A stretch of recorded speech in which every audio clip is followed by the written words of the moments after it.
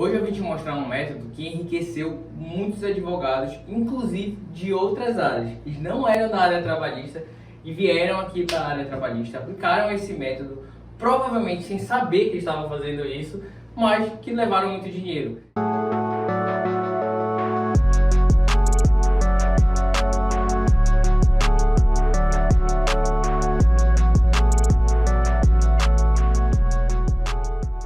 Às vezes eles nem contam, eles falam de suas paixões. Ah, eu sou da área tal, mas eu falo assim, mas eu sei que tu vieste ganhar dinheiro aqui. E tá tudo bem, é isso que a gente quer pra vocês também. Isso vai inclusive de contra a uma coisa que a gente diz que não se pode fazer, não se deve fazer, mas como a área trabalhista é uma coisa assim monstruosa, ela tem os fundamentos, ela preenche muitos fundamentos sólidos de empreendimento, que a pessoa que escolheu meio que deu a sorte de aqui ter todos esses fundamentos, esses instrumentos, essa riqueza. Então eles vieram para cá, não porque eles estavam apaixonados que eles queriam, eles vieram por uma busca sazonal. E essa busca sazonal acabou enriquecendo porque acabaram integralizando a atividade deles num local, num ambiente muito enriquecedor. A busca sazonal, ela não é correta, tá? Ela é equivocada, não tem como. Só que existe uma busca sazonal, vamos dizer, que tu faz para fixar território, tipo, vim pra cá, não deu muito certo, então eu vou pra outro. O que não pode é tu sair pulando toda hora, tudo de uma única vez, porque tu não vai conseguir controlar as métricas, mas aí tu dá um salto e tudo mais, e aí vê se as métricas estão boas. Provavelmente, quando eles deram esse salto, eles pisaram na área trabalhista para fazer esse acúmulo de demandas e utilizar esse método, eles não tinham muita noção do que eles estavam fazendo. Mas acabou que eles deram a sorte de aqui obter as métricas totais de lugar onde se deve ficar. Então deu certo não pela sazonalidade, mas porque aqui é um local que se tu fizer isso hoje, se tu fizer amanhã, se tu depois, vai acontecer a mesma coisa. Então eles fizeram um salto sazonal para um lugar onde eles poderiam ter um território fixo. Basicamente, isso que fez eles ganharem dinheiro. Então esse é o ponto-chave da questão. Esse salto sazonal ele nunca é bom, porque sempre, a gente já falou sobre isso, aumenta custo, aumenta retrabalho, aumenta a perda de métrica, porque tu vai ter que ir atrás de métricas novas. Se eu estou num território explorado, que continuamente eu conheço os dados, eu tenho mais segurança de dar o próximo passo. Agora, se eu vou para um outro lugar em que eu vou ter que de novo colher todos os dados, tudo de novo, esse é um plano de negócio diferente, então isso aumenta o risco. Na verdade, se eu conheço, diminui o risco. Agora, se eu conheço e não dá frutos, aí o risco também diminui, porque eu já sei que não dá fruto, tem que ir embora. Essa é a questão. Então a busca sazonal ela não é muito válida quando tu vai atrás de um lugar, de um perfil de trabalho, um perfil de público, um perfil de demanda que não te traz rentabilidade. Aí tu salta, tu fez o certo, tu saltou, mas tu chegou pra lá, porque tu tinha uma demanda que alguém te trouxe. Alguém levou um cliente, tu foi lá, pegou e foi pra essa área. Aí depois trouxeram uma demanda de outro lugar, tu foi lá e foi pra outra área. E isso vai dar merda, porque vai aumentar os custos, vai dar problema. Vai aumentar tudo, tu vai perder as métricas de tempo daquele processo, tu não vai poder utilizar de novo, porque aí com que tu trabalha? Eu trabalho com o que vier. Se tu trabalha com o que vier, meu amigo, é difícil te indicar, é difícil tu criar um procedimento para tudo isso, é muito complicado. Como eu disse, não dá para te comparar com pessoas que têm várias áreas e que já trabalham há 30 anos e já fizeram vários planos, já fizeram várias atividades, já tem noção de negócio, já tem um escritório estruturado com mais de uma competência, porque existem mais de um advogado, mais de um grupo de advogados sobre aquela área. Então, isso ele já sabe avaliar o valor de cobrança de tudo, ele já sabe tudo. É diferente, não dá para chegar assim, para te comparar. Então, mesmo que tu tenha anos de advocacia, se tu não sabe construir planos para cada área, de estruturação da tua atividade, para cada área, diferenciar dentro de um único polo, as coisas têm que ser claramente esclarecidas, como se fosse vários. Tá? É o mesmo lugar fisicamente, mas tem que ter processo para cada um, procedimento para cada um, para cada cliente, para cada tudo. Tá? Então a busca sazonal ela não é aconselhável. Por que deu certo nessa galera? Porque existia um número alto de clientes, porque o procedimento era simples, porque existia uma ramificação de pedidos. A gente já deu uma aula falando disso, em que um pedido, uma prova, simples prova de jornada pode gerar mais de 5 pedidos. Pode gerar cerca de 10. Tá? Provou a habitualidade, além das verbas contratuais e todas as quedas que a gente falou. Então, um pedido, uma prova gerou uma ramificação de pedidos. Então o vídeo fala assim, cara, eu vim aqui para provar isso aqui, para provar que existia essa relação aqui, eu saí levando tudo isso. Sim, o direito do trabalho é assim, há uma ramificação. Às vezes as pessoas vêm aqui discutir diferença salarial, é só isso que ela veio discutir. Só que ela veio discutir a diferença salarial. Olha só, ele veio aqui discutir a diferença salarial de um grupo. Olha, esse grupo devia receber X, né? Vamos dizer, deveria receber 5 mil, está recebendo 2 mil. Esses 3 mil de diferença salarial não é o único pedido. Ele vai ramificar para tudo que essa pessoa recebeu. Então vai ser, tem mais de 3 mil de salário, então tem que ter mais 3 mil de férias, mais 3 mil de décimo, mais 3 mil de férias, tem mais um terço. 13º, as horas vão ser diferentes. Então, basicamente, há uma ramificação por conta de um pedido, cara, que vai refletir em tudo. Vai refletir, periculosidade, reflete na bônus, vai refletir no bônus. Tá entendendo? Então, quando a galera pulou, eles se deram bem porque existia essas características de fundamentos. Ele tem um número de clientes altos que normalmente estão conectados, tá? É contra uma mesma empresa, são 100. Pronto. Aí tu já pode sorrir. Já pode sorrir. Simples. Por quê? Porque é a única vai tratar de uma questão. A questão é essa, deve receber X, está recebendo Y. Está aqui, é por isso que o fundamento é porque existe uma norma convencional, uma norma nacional. Simples. E ramifica. Pronto. Ele fez esse pedido, essa prova e levou um monte de coisa. Entendeu? Vai pegar o contra-cheque do cara, vai refletir tudo que tiver ali. Aí, essa coisa dá raiva na galera, mas problema deles, tá? Problema deles. Como eu falei, as pessoas querem dificultar a vida por, sei lá, por gostar de dificuldade. Então a questão é a seguinte, aqui o ponto-chave é porque é simples, tá? É simples. Então precisa para tratar dessa matéria de diferença salarial. Eu falei agora de diferença salarial. Ele devia ganhar 5, está ganhando 3. O que a gente vai pedir? A diferença do salário. Ele tem que receber. Era 2, vai receber 5. Agora 3 mil de diferença. Pronto. Parece uma coisa absurdamente difícil? Não parece, né? Porque não é mesmo. Mas a galera vai lá apostar no doutorado. Tem que ser doutor, tem que ser dominar a parada. Então eu não vou entrar em direito do trabalho. Eles falam assim, eu não vou entrar em direito do trabalho porque eu não sei muita coisa. Eu não tenho doutorado, não tenho mestrado, minha especialização é outra parada. Eu fiz especialização em direito processual. Caraca, tua especialização em direito processual é muito importante. Porque basicamente tudo a gente precisa do direito processual para poder garantir o direito material. Tipo, seria uma coisa sensacional tu entender direito processual, porque tu entende as etapas do processo judicial, portanto as relevâncias de cada uma, isso vai ajudar pra caramba. Que é o mesmo que entender o procedimento do teu escritório. Quando tu entende, vai te ajudar em tudo. Como eu falei para vocês agora, ajuda no marketing. Demais, porque deixa transparente a tua atuação. Aí o cara não vem, sendo que a matéria era simples. Então, matérias de exceção. O doutorado, ele trata de matérias de exceção. E bora lá, uma coisa em relação à regra. Se ela é a regra, eu tenho que dar muita relevância para ela. Mas a regra é uma coisa simples e fácil. Ótimo, ótimo. Eu vou trabalhar com a regra só? Vai, porque é incrível. Porque significa que tu está trabalhando com aquilo que constantemente está ali. E se constantemente está ali, e é um fluxo constante, o que significa? Cara, eu estou escutando a palavra na minha cabeça, porque a gente falou isso em outro vídeo. Estabilidade. Não é fixo, mas é abundante. Estabilidade. Tá na tua cara.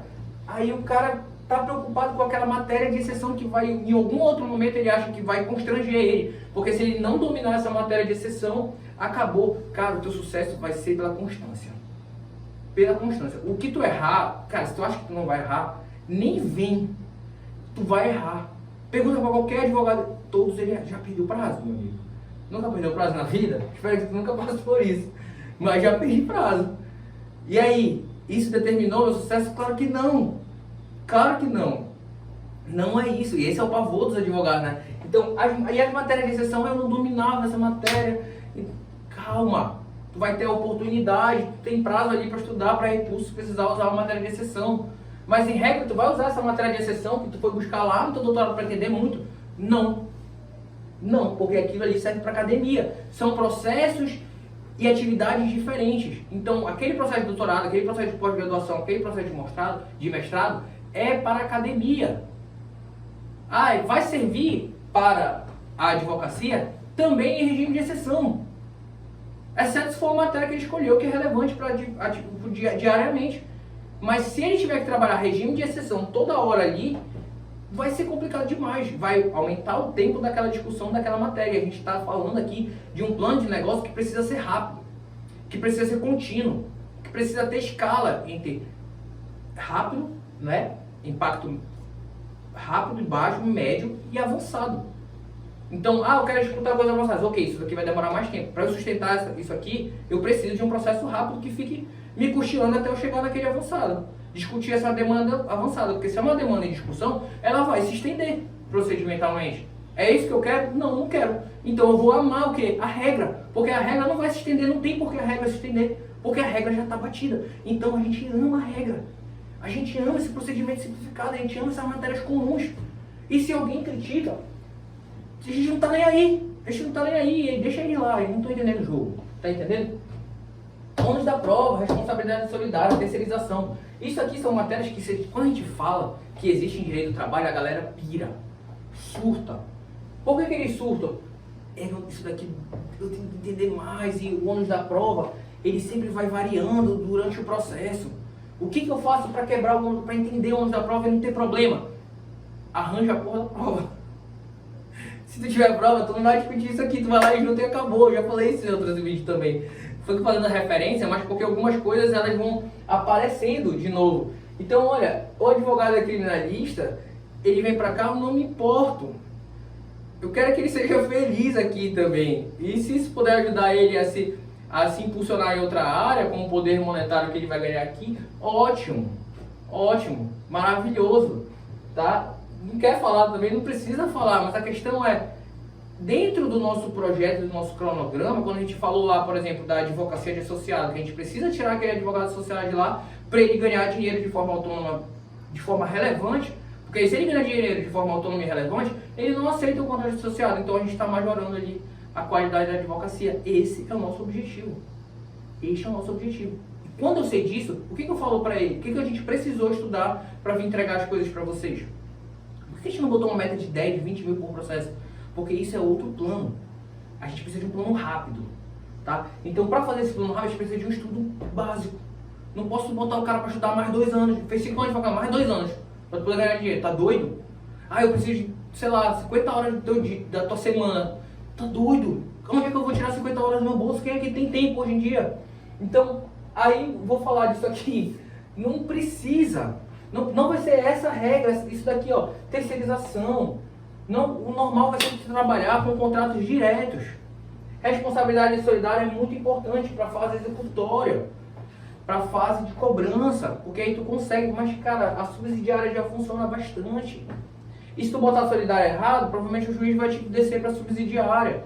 Então assim, eu não dominava 100% e eu errei e o juiz foi para a subsidiária. Tá doido? Tem que estar comemorando.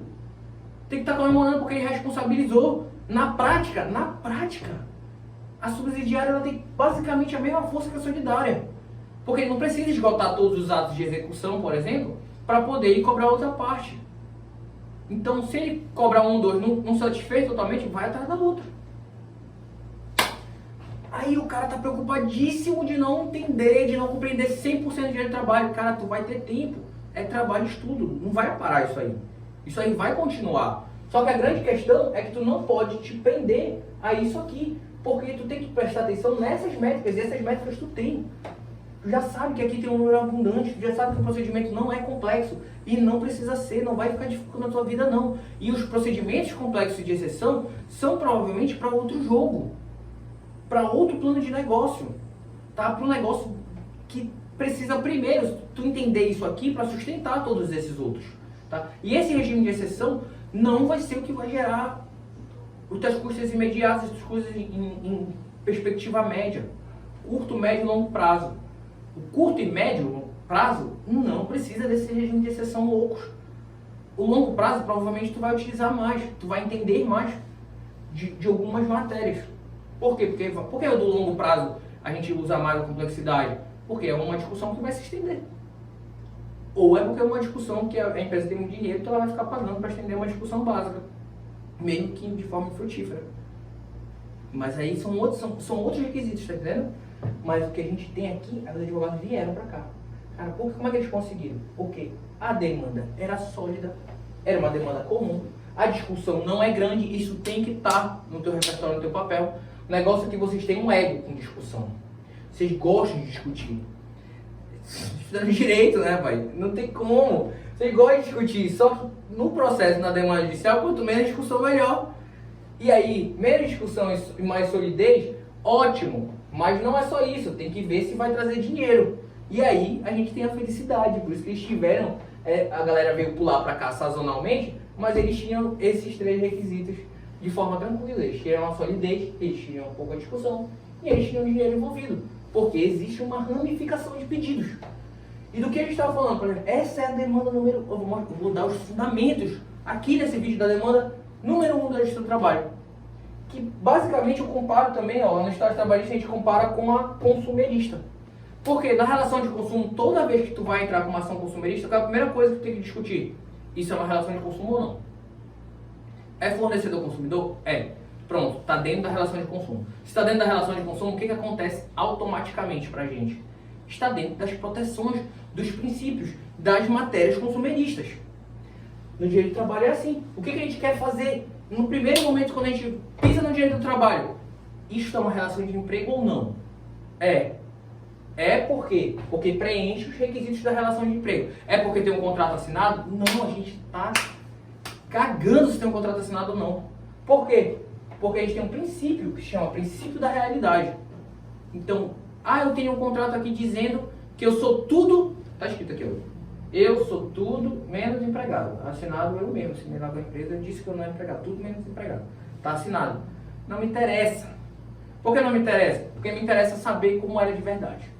Isso aqui era verdade? É, doutor, eu assinei. Não fiz o que eu perguntei.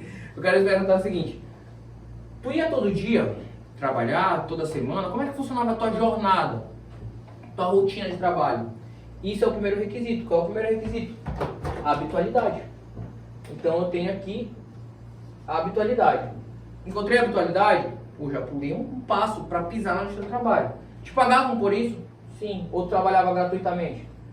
Não, me pagavam. Onerosidade. Pronto, tem mais um requisito. Bicho, são 4 só, tá? Subordinação. Tu obedecer às regras da empresa, aqui é subordinação jurídica, tá, gente? Tem gente que confunde, porque subordinação é uma palavra ampla, serve para várias coisas. Meu subordinado, teu filho é um subordinado, uma subordinação familiar, tá? Um subordinado jurídico é aquele que obedece os regramentos da empresa, obedece as regras que a empresa entrega para ele, tá?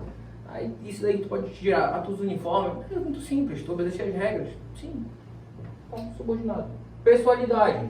Por que pessoalidade? Né? O que é pessoalidade? É porque só pode ser tu. As pessoas lá dentro, tipo assim, eles te amam, então só pode ser tu. Não, não é isso. A pessoalidade é o seguinte. Estou te falando que vocês tinham que aguentar algumas piadas ruins, faz parte para ver quem tem vontade de continuar aí. Então, pessoalidade. Eu não posso me fazer substituir, eu não posso mandar outra pessoa no meu lugar. Então, tipo assim, não estou a fim de trabalhar hoje. Mano, por favor, cumpre essa jornada para mim lá na empresa. Pode fazer isso? Não pode. Isso é pessoalidade. Porque a empresa fechou um contrato contigo. Um acordo contigo. E só pode ser tu, não pode ser outra pessoa. Tem um quinto requisito que não é muito um requisito. É mais uma característica do empregador. É igual, vamos dizer, o fornecedor tem umas características, o consumidor tem uma característica, o empregado tem características e o empregador tem características. E uma das características do empregador se chama alteridade. O que é alteridade? Risco do negócio. Então ele entrou lá para assumir risco. Ele não entrou no negócio para não assumir risco. A gente atua com riscos. Eu não entro no negócio sem risco. Quem é que entra sem risco? O empregado. Porque ele falou, eu faço isso em troca disso. Não tem risco. O risco dele é, eu trabalhei tanto, prestacionei esse serviço, eu vou receber essa coisa. E se a empresa deu muito certo? Ele vai receber a mesma coisa. Se a empresa deu errado? Mesma coisa. Empregador, se a empresa deu certo, ele vai receber só a mesma coisa? Não, ele vai receber mais. Ele vai lucrar, tem outras coisas. Alteridade, ele assumiu o risco daquele negócio. Se quebrar, ele tem responsabilidade com aquelas pessoas. Pronto. Não pode falar assim, tô começando a perder, vou ficar com medo, vou ficar devendo. Não dá, ele assumiu o risco do negócio, é uma característica. Mas os requisitos para reconhecer o vínculo, para pisar no seu trabalho, são esses 4. Ficou difícil, Lindy, eu não lembro desses requisitos agora mais, tu já falou, já esqueci. Calma. Como é que eu sei que tem onerosidade envolvida? Dinheiro. Habitualidade, tu vai perguntar da jornada. Tu obedecer a regras, podia mandar outra pessoa no teu lugar. Isso aqui, gente, é um parágrafo. É um parágrafo. Tu ia todo dia trabalhar. Como era a jornada de trabalho? Eu ia de segunda a sábado, tal horário. Recebia assim semanalmente, quinzenalmente, mensalmente. Legal. E quais eram as funções? Como elas eram determinadas? Eu fazia isso, minha função era essa, minha obrigação era fazer essa. Tu podia botar outra pessoa no teu lugar para fazer isso? Não, tinha que ser eu. Se eu faltasse, tinha que avisar, levava falta, punição. Acabou. É um emprego. Mas eu tenho um contrato aqui que diz que eu sou pessoa jurídica. Já viu pessoa... Mano, se tu me contrata com pessoa jurídica, empresa, como eu falei pra vocês em outros vídeos, eu fiz parceria com os escritórios. Ele pode mandar no meu escritório? Não pode. Eu quero que tu faça audiência, a gente fez parceria. Não, meu amigo, problema seu. Porque no meu escritório eu mando eu. E aqui quem faz a audiência é o advogado que está responsável pela demanda. Não vou fazer todas as audiências. Não faz sentido nenhum. A gente está falando aqui entre empresas. Não é empregado. Se fosse empregado, não, eu quero tu. Tu vai ter que ir. Tá entendendo? Desde que esteja dentro da tua função, né? Mas provavelmente até quando não tá. Aí o que acontece? Princípio da realidade. Indisponibilidade. Então o cara pode ter falado que ele não é empregado. Ele assinou lá dizendo, não, eu sou tudo menos empregado e eu abro mão de tudo. Pode fazer isso? Não. Porque isso é direito mínimo, direito indisponível. Direito humano é direito indisponível. Simplicidade é um princípio. É para ser simples. Não é para ser rebuscado. Isso aqui é óbvio que é uma pessoa querendo burlar o mínimo daquelas... As leis trabalhistas não são à toa. Elas não foram dadas de graça, não. Foi porque a gente fez muita onda. E que eu tô falando, não é a gente que está pedindo, não. É a gente que foi lá e maltratou. Tá? Teve tempo que as mulheres grávidas iam trabalhar, crianças iam trabalhar, todo mundo trabalhava mais de 50 horas na semana, 80 horas na semana. Por que fazia isso? Porque era só pagar. Mas a gente, não dá para pagar algumas coisas. Não dá para pagar uma vida, por exemplo.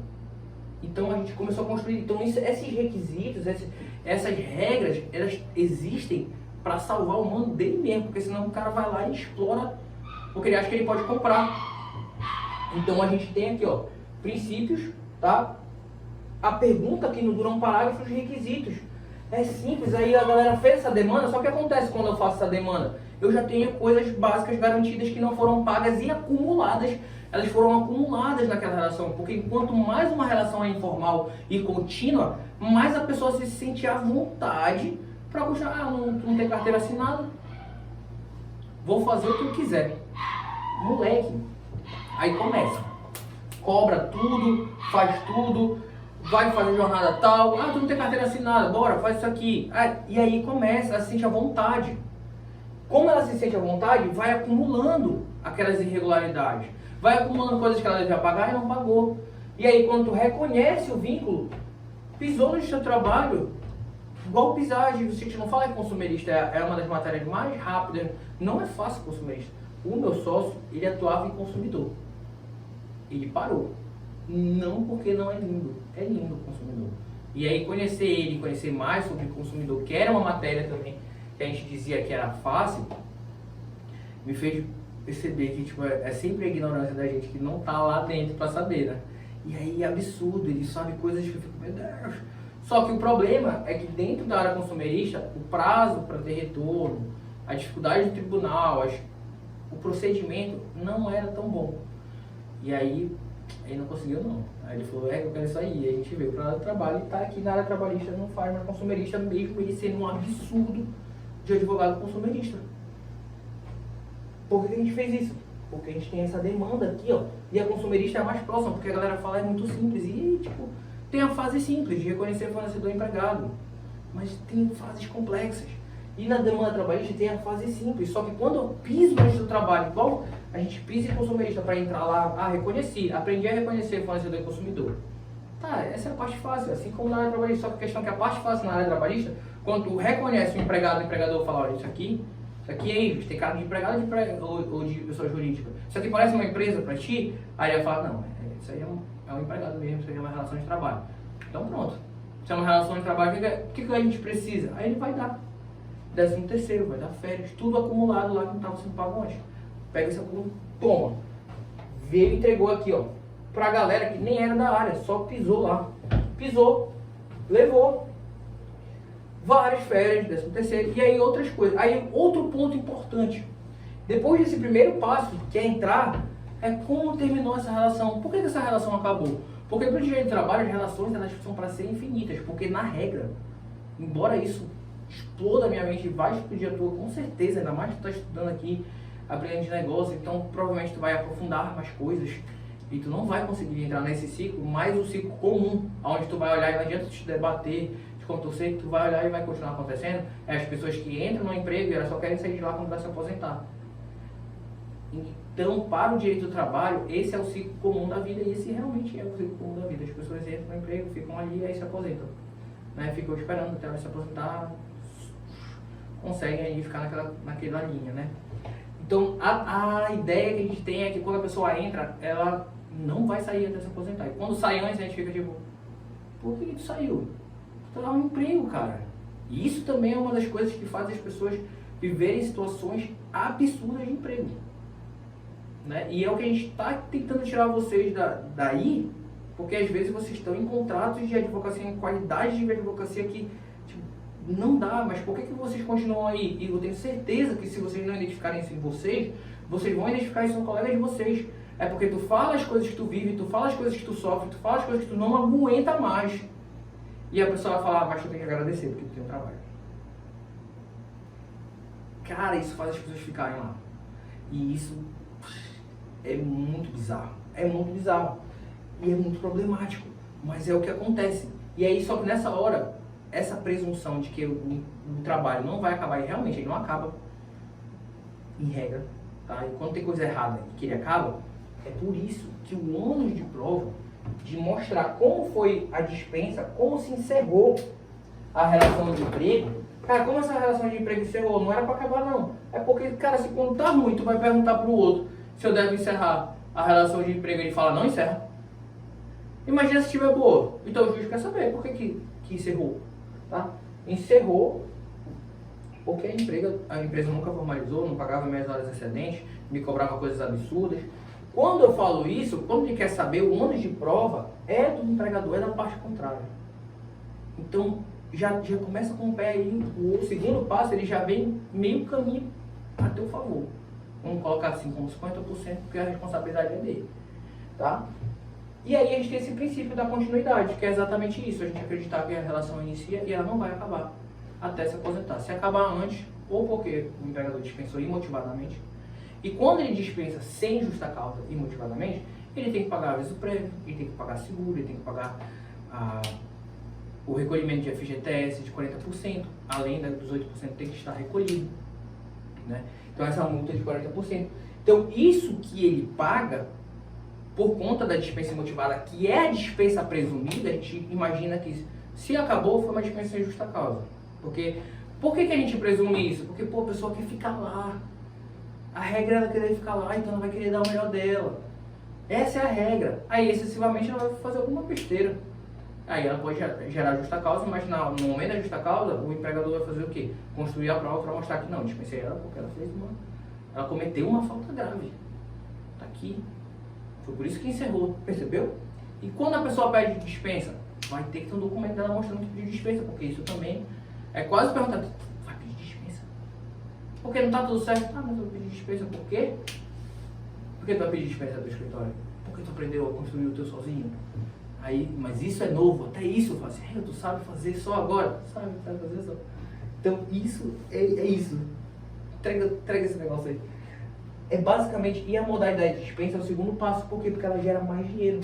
Ela aumenta o valor da tua demanda. A tua demanda já tinha dado um salto enorme. Só te dar o passo de entrar no seu trabalho e mostrar que é lá o lugar de julgar aquele negócio. Porque aquilo ali é um empregado e aquilo ali é um empregador. Estou vendo. Já deu o primeiro passo, já está lá dentro. Já tem diversos princípios. Já tem diversas verbas que vai ter que pagar. Independente se a pessoa fez besteira ou não. Se acabou aquela relação por causa do empregado ou não, vai ter que pagar aquele negócio ali. Já sabe. Tá? Já sabe. Vai ter que pagar uma ramificação de pedidos. Não é só um não. E aí, depois que eu dou esse segundo passo, eu crio uma nova ramificação. Dependendo da forma que foi a dispensa, eu tenho várias ramificações de pedido. Vou diminuindo cada vez que a dispensa vai se aproximando de uma falta grave do empregado. Mas até a falta grave, ainda há pagamentos a serem feitos. Se a pessoa nunca tirou férias, ela tem direito a receber todas as férias. Embora a dispensa, o encerramento, tenha sido dado por ela. Então vai se diminuindo, mas se ela não fez nada, foi uma dispensa motivada. Ou se a culpa dela sair foi porque o empregador nunca regularizou, não pagava nada, deixou de pagar salário, cometeu faltas graves, a ramificação de pedidos vai aumentando no final. Então a gente tem uma ramificação anterior e tem uma ramificação posterior. Entendeu? Aí, entendeu agora por que a galera que veio de outras áreas, que deu 2 passos, às vezes um levou um... Porque é discutível que se a pessoa trabalhou, ela merece o salário dela? Não, isso aqui é sólido. Não tem discussão. Aí a pessoa ficou sem salário. Gente, eu já atendi um grupo de pessoas adultas, que ficou 3 meses sem receber salário. E eles não saíam. Não recebiam nem vale transporte direito. Estava uma confusão na empresa. Eles ficaram lá. Olha a solidez, olha a discussão. E olha... Não é vergonha? Tu vai devolver para eles. Tu vai gerar mais resultado. Provavelmente, quando a pessoa não recebe salário, ela já não está recebendo um monte de coisa. E ela nem sabe. Ela vem atrás de ti por uma questão. Por um problema. E às vezes ela já tem um requisito reconhecido. Tu já tem o pé dentro do teu trabalho. Aí quando vem com um problema... Provavelmente não tem só aquilo, só que aquilo que fez ela se movimentar foi o estopim, ela não aguentava mais. E às vezes as pessoas elas vão se colocando em situações por conta de tudo isso que eu mostrei pra vocês. Porque esse é o dia a dia. Ela vai se expor, ela vai tentar resistir, e quando ela tentar sair, a galera vai mandar ela de volta. E aí vai acumulando, quando ela te procura por um estopim, ela fala, não aguento mais porque o cara fez isso comigo. Aí tu vai investigar, fazer a tua análise clínica, pronto. Um monte de coisa. E aí a galera que veio de outra área e trabalhou matérias sólidas, com pouca discussão, não tinha isso. Acertou nos fundamentos. Ela veio para uma terra boa. Saiu feliz. Venham ser feliz.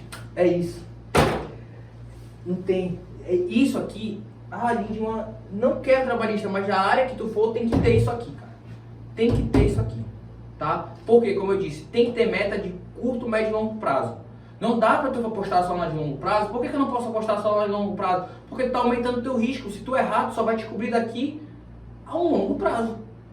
E na direito do trabalho não é assim, porque se tu entra com uma demanda e erra, tu tem a chance de corrigir muito rápido. Isso é muito importante para qualquer negócio. Vocês não podem abrir mão da velocidade. A velocidade é super importante. E é o que vocês têm quando vocês vão entrar em outra área, quando vocês estão começando ou quando vocês querem se aperfeiçoar. Eu quero me aperfeiçoar, eu quero demorar muito para me aperfeiçoar. Eu quero demorar anos para me aperfeiçoar. Cara, não dá. Mais 2 anos, a gente fala isso lá no estágio trabalhista. Tu vai esperar 2 anos mais de pós para dar um salto de quê? De R$1.000 de salário a mais? Então, tipo, essas coisas, olha para cima. Não dá.